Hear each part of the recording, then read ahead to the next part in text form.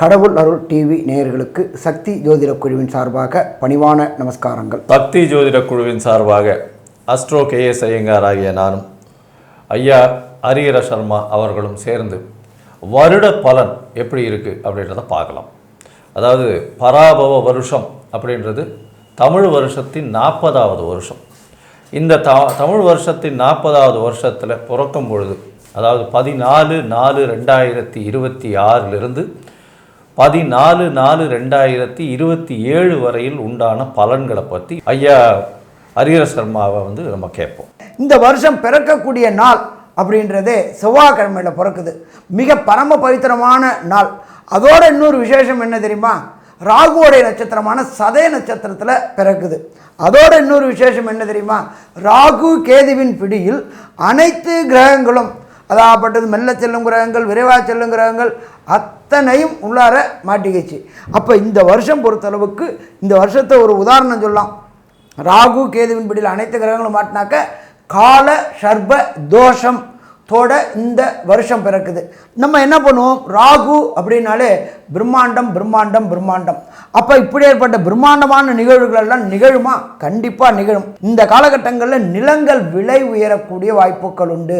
Real estate தொழில் சீரும் சிறப்படைய வாய்ப்புகள் உண்டு. பால் உற்பத்தியில் நல்ல புதிய புதிய மாற்றங்களும் புதிய புதிய ஏற்றங்களும் நடக்கக்கூடிய வாய்ப்புகள் இந்த காலகட்டங்களில் இருக்குமா? கண்டிப்பாக இந்த காலகட்டங்களில் இருக்கும். ராகுவோடைய நட்சத்திரத்தை பிறக்கிறதுனால ஒரு சில காலகட்டங்களில் குரு மாறக்கூடியது அப்படின்றது வரக்கூடிய 26/6/5/2026 அன்னைக்கு மாறுற வரையிலும் வளைகுடா நாட்டில் இந்த போர்கள் தணிஞ்சு திருப்பி போர்கள் வரக்கூடிய வாய்ப்புகள் உண்டு. இது முற்றிலும் தொடை தெரியக்கூடிய காலகட்டங்கள் அப்படின்றது நவம்பர் மாதம் ராகு கேது மாறும் பொழுது முற்றிலும் தொடை தெளிக்கப்படும். அதே போல் எண்ணெய் விலைகள் ஏறக்கூடிய விலைகள் கழுவும். அதாவது க்ரூட் ஆயில்னு சொல்கிறோம்ல, பெட்ரோல், நாப்தலின், டீசல் இது தயாரிக்கக்கூடியது மாறக்கூடிய விலைவாசி உயரக்கூடிய வாய்ப்புகளும் உண்டு. நாட்டிற்கு நல்ல எதிர்காலம் இருக்குமா? எதிர்காலம் இருக்கும். இப்படி இருக்கக்கூடிய காலகட்டங்களில் இந்த பராபவ வருஷம் பிறகுது. ஐயா, அற்புதமாக சொன்னீங்க. இந்த வருஷத்தினுடைய மாற்றங்கள் என்ன அப்படின்னு பார்த்தோம்னா, உலக பொருளாதார நிலைமை நல்ல ஒரு பெரிய ஏற்றத்தை கொடுக்கும். அதாவது US டாலர்ஸ் ஸ்ட்ரெங்தன் ஆகக்கூடிய வாய்ப்புகள் ரொம்ப அதிகம். அது தவிர இந்த வருஷத்தில் ஆரம்பத்தில் பார்க்கும்பொழுது சில வீழ்ச்சிகள் தென்பட்டாலும் ஷேர் மார்க்கெட்டில் வருஷ கடைசியில் பார்க்கும்பொழுது பெரிய ஏற்றம் கிடைக்கும். 90லேருந்து 95,000 பாயிண்ட், 93லேருந்து 95,000 சென்செக்ஸ் இண்டெக்ஸ் போகக்கூடிய வாய்ப்புகள் மிகவும் அதிகமாக இருக்கும். அதுவும் இந்த நான் கன்வென்ஷனல் எனர்ஜின்னு சொல்லக்கூடிய இந்த காற்று ஆலைகள், அது தவிர சோலார், இந்த மாதிரியான விஷயங்கள் மூலியமாக எலக்ட்ரிசிட்டியை உற்பத்தி பண்ணி அதன் மூலியமாக மிகப்பெரிய ஏற்றம் கிடைக்கக்கூடிய காலகட்டமாக அமைய போகிறது. அதாவது பசுமை புரட்சின்னு சொல்லுவாங்க இல்லையா, பசுமை எலக்ட்ரிசிட்டின்னு சொல்லுவாங்க இல்லையா, அந்த மாதிரி நம்ம ஆயிலே எடுக்காமல் அந்த அளவுக்கு பண்ணக்கூடிய வாய்ப்புகள் உண்டு. இந்த வருஷம் பார்த்திங்கன்னா தங்கத்தினுடைய விலை 12,000 to 15,000 ரேஞ்சிலேயே தான் போகும். அதற்கு மேலே போகக்கூடிய வாய்ப்புகள் கம்மி.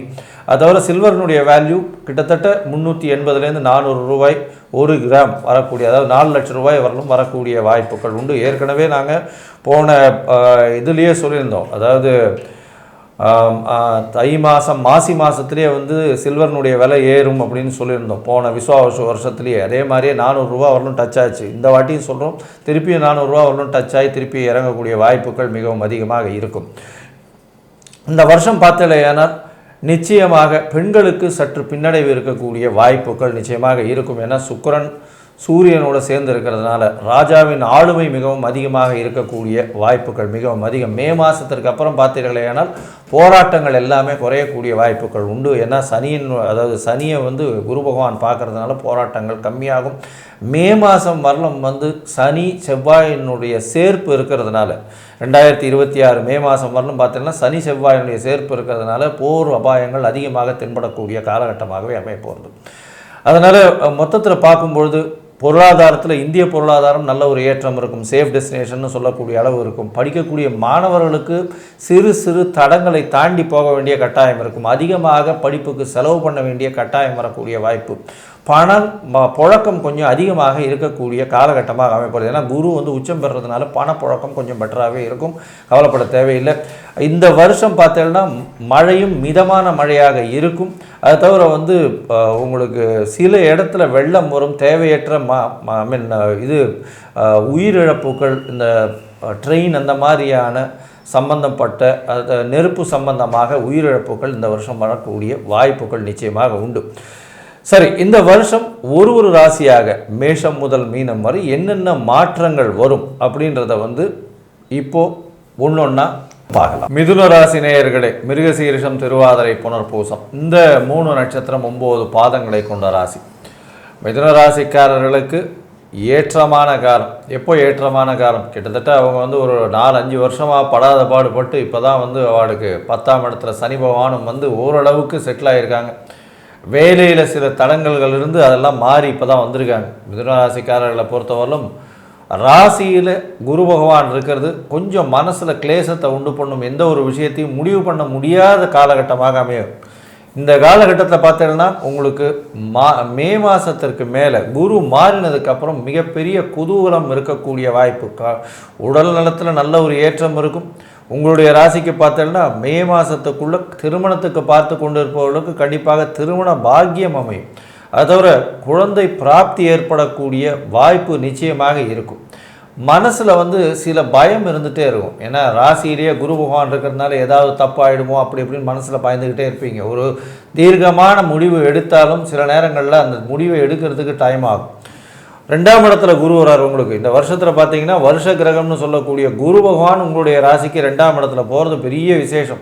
2ஆம் இடத்துல போகும்போது பெரிய ஏற்றத்தை கொடுக்க போகிறார் அவர், சும்மா இல்லை. அதாவது குடும்பத்தில் நல்ல ஒரு ஏற்றம், பண வரவிற்கு பஞ்சம் இருக்காது. பார்ட்னர்ஷிப் பிஸ்னஸில் பார்த்தோம்னா பெரிய ஏற்றம் கிடைக்கக்கூடிய காலகட்டமாக அமைய போகிறது. பார்ட்னர்ஷிப் பிஸ்னஸில் அதிக முதலீடுகளும் போட வேண்டிய கட்டாயம் நிச்சயமாக வரக்கூடிய காலகட்டமாக இருக்கும். எதிர்பாலினத்தவர் மூலியமாக நல்ல ஒரு ஏற்றம் கிடைக்கும். குடும்பத்தில் பார்த்தீங்கன்னா நல்ல ஒரு சந்தோஷமான விஷயங்கள், பண வரவிற்கு பஞ்சம் இல்லாத காலகட்டமாக இந்த காலகட்டம் அமைய போகிறது. இந்த வருஷ கடைசியில், அதாவது இந்த நவம்பர் மாதம் வாக்கில் பார்த்தாலேயானால் ராகு பகவான் உங்களுடைய ராசிக்கு 8ஆம் இடத்துல போகிறார். 8ஆம் இடத்துல மறைந்த ராகு, அதுவும் வந்து உங்களுக்கு மகரத்தில் போய் இருக்கிறது பெரிய விசேஷம். எந்த இடத்துலேருந்து பணம் வருதுன்னே தெரியாமல் மறைந்த இடத்துலேருந்து பணம் வரக்கூடிய வாய்ப்புகள், கடல் கடந்து அதாவது வெளிநாட்டு பணங்கள் வரக்கூடிய வாய்ப்புகள் நிச்சயமாக இருக்கும்.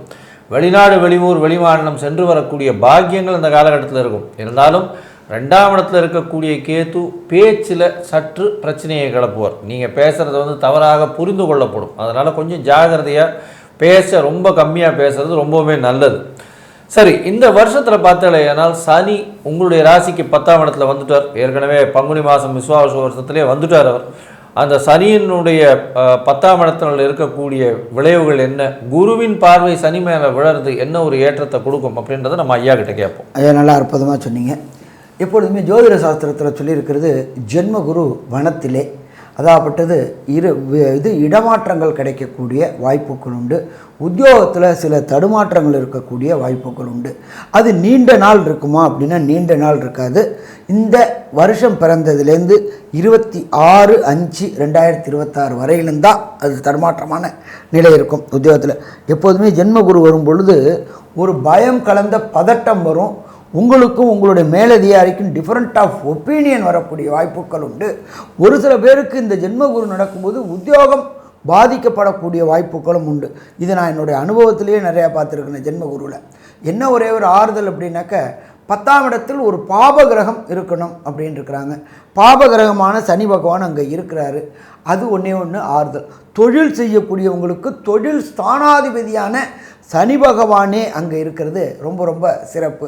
தொழிலில் இந்த பராபவ வருஷம் முடிஞ்சு அவர் குரு பகவான் 26/5/2026 அப்புறம் 2ஆம் இடத்துல உச்சம் பெற்றுட்டு, அந்த உச்சம் பெற்ற குரு பகவான் தன்னுடைய விசேஷ பார்வையாக தன்னுடைய வீடான மீனத்தையும் மீனத்தில் உள்ள சனியையும் பார்க்கும்பொழுது தொழிலில் ஏற்றமான நிலை இருக்கும்.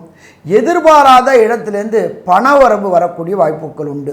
அதே போல் மிதுன ராசிக்கு 2ஆம் இடத்துல குருவும் 10ஆம் இடத்துல சனியும் வரும்பொழுது திருமணமாகாத தம்பதிகளுக்கு, அதாவது ரொம்ப வருஷமாக நானும் பார்த்துட்ருக்கேன் சாமி, எனக்கு திருமணம் நடைபெறவே இல்லை, எதனால் என்ன அப்படின்னு யோசனை பண்ணிக்கூடிய தம்பதிகளுக்கு, இந்த மிதுன ராசிக்காரங்களுக்கு குடும்பஸ்தானத்தில் குரு உச்சம் பெறும்பொழுது கண்டிப்பாக திருமணத்தை நடத்தி வைப்பாரா? திருமணத்தை நடத்தி வைப்பார்.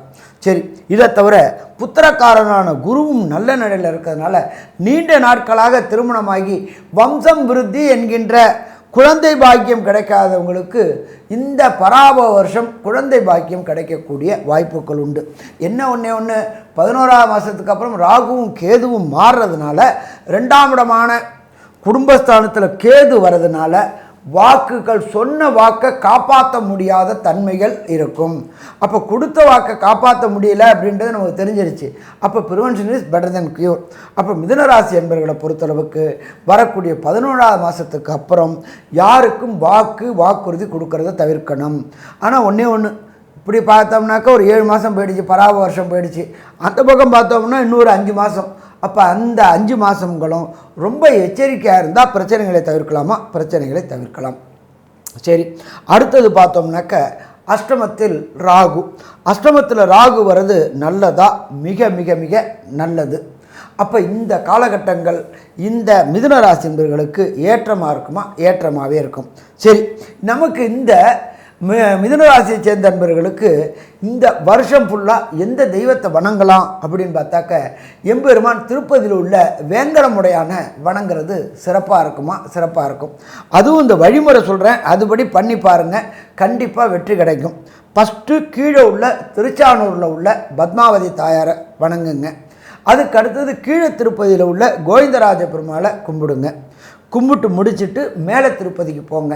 எம்பெருமான் திருப்பதி வேங்கடமுடையானுக்கு இடம் கொடுத்தவர் அப்படின்றது வராக சுவாமி, அவரை பாருங்கள். அதுக்கு அடுத்தது எம்பெருமான் வேங்கடமுடையானை பாருங்கள். பார்த்துட்டு அன்னதானத்தை சாப்பிட்டுட்டு வாங்க. இதை ஒவ்வொரு 3 மாதமும் போயிட்டு வரதை வச்சுக்குங்க. கண்டிப்பாக குடும்பத்தில் ஏற்றம் இருக்குமா? ஏற்றம் இருக்கும். சரி, இதை தவிர இந்த வருஷத்துக்கு ராஜா குருவாக இருக்கிறதுனால சமயக்குறவர்கள், மடாதிபதிகள், சங்கராச்சாரியார்கள், அதே போல் வைணவ மடாதிபதிகள் மற்றும் ஆதீனங்கள் மற்றும் மத குருமார்களான ராகவேந்திரர், சாய்பாபா, இவங்களை இந்த பராப வருஷம் வரக்கூடிய காலகட்டங்களில் ராமானுஜர் ஸ்தலம், ஸ்ரீபெரும்புத்தூரில் உள்ள ராமானுஜர் ஸ்தலம், மனிதத்தில் புனிதம் ஏற்படுத்திய ராமானுஜர், அதே போல் ஜீயர்கள், இவங்களை எல்லாமே எப்பப்போ வாய்ப்பு கிடைக்குதோ அப்பப்போ அவங்கள சேவிச்சுட்டு வாங்க, அவங்கள கும்பிட்டுட்டு வாங்க. கண்டிப்பாக மத குருமார்களுடைய ஆசீர்வாதம் இருந்தால் நம்ம குடும்பம் நல்லா இருக்குமா? நம்ம குடும்பம் நல்லா இருக்கும். சரி, இதை தவிர இந்த பசு பராமரிக்கிறது, பசு அப்படின்றத பொறுத்தளவுக்கு கோசாலைகள், இப்போ நம்மளுடைய எல்லா இடத்துலையுமே இந்த வயதான பசுக்களை பராமரிக்கிறதுக்குன்னு கோசாலை வச்சு நடத்துகிறாங்க. அதில் அவங்களுக்கு எந்த பயனும் கிடையாது.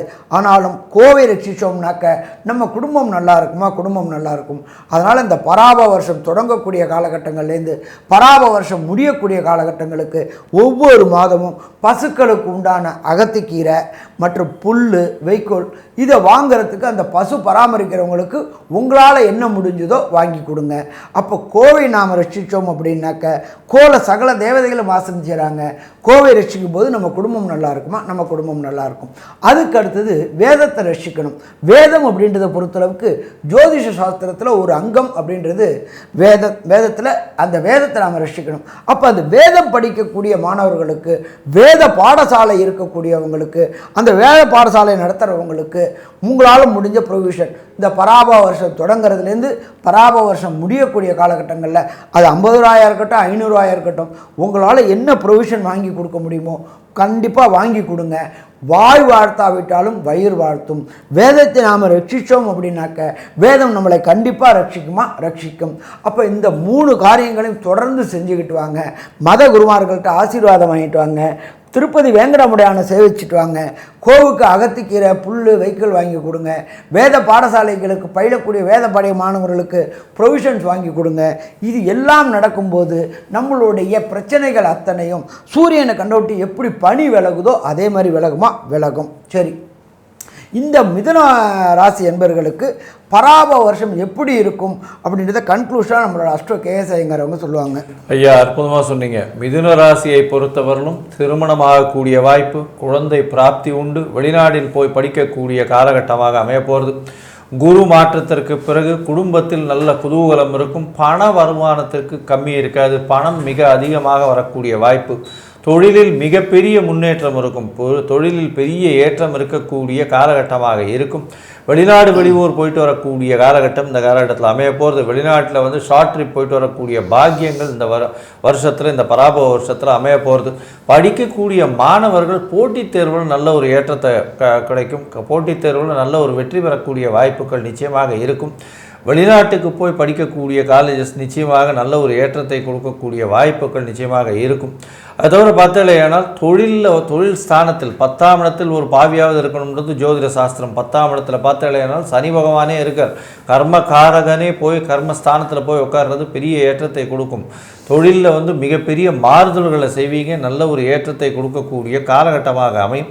உங்களுடைய ராசிக்கு பார்த்தீங்கன்னா பேச்சில் ரொம்ப ஜாகிரதையாக இருக்கணும். அதாவது நவம்பர் மாதத்துக்கு அப்புறம் வந்து கொஞ்சம் மிதுன ராசிக்காரர்கள் பேச்சில் ரொம்ப கவனத்தோடு இருக்கிறது நல்லது. தேவையற்ற பேச்சுக்கள், காசிப்ஸ் பண்ணுறதெல்லாம் நல்லது கிடையாது. அதை தவிர வந்து யாருக்கும் ஜாமீன் கையெழுத்து போடுறது, உத்தரவாதம் பண்ணுறது, இதெல்லாம் வந்து வச்சுக்காதீங்க. அது உங்களை கொண்டு போய் பிரச்சனையில் மாட்டி விடும். இந்த காலகட்டத்தில் பொறுமையாக இருக்கிறது நல்லது. அதை தவிர 8ஆம் இடத்துல இருக்கக்கூடிய ராகு உங்களுக்கு பெரிய ஏற்றத்தை கொடுப்பார். மறைந்த இடத்துலேருந்து திடீர் செல்வங்கள் வரக்கூடிய வாய்ப்பு, வெளிநாடு வெளியூரிலிருந்து வெளிநாட்டு கரன்சிஸ் வரக்கூடிய வாய்ப்புகள் நிச்சயமாக உண்டு. மொத்தத்தில் பார்க்கும் பொழுது இந்த மிதுன ராசிக்காரர்களுக்கு பராபவ வருஷம் பெரிய ஏற்றத்தையும் மாற்றத்தையும் கொண்டு வரும். 90 விழுக்காடு மாற்றங்கள் இந்த பராபவ வருஷத்தில் இருக்கும் அப்படின்னு இந்த சக்தி ஜோதிட குழு சொல்லுது. நன்றி, நமஸ்காரம். கடவுள் அருள் டிவியை பார்த்தமைக்கு நன்றிகள். மேலும் இது போன்ற தகவல்களை தெரிந்து கொள்ள கடவுள் அருள் டிவியை சப்ஸ்கிரைப் செய்யுங்கள். மறக்காமல் பெல் ஐக்கானை கிளிக் செய்யுங்கள்.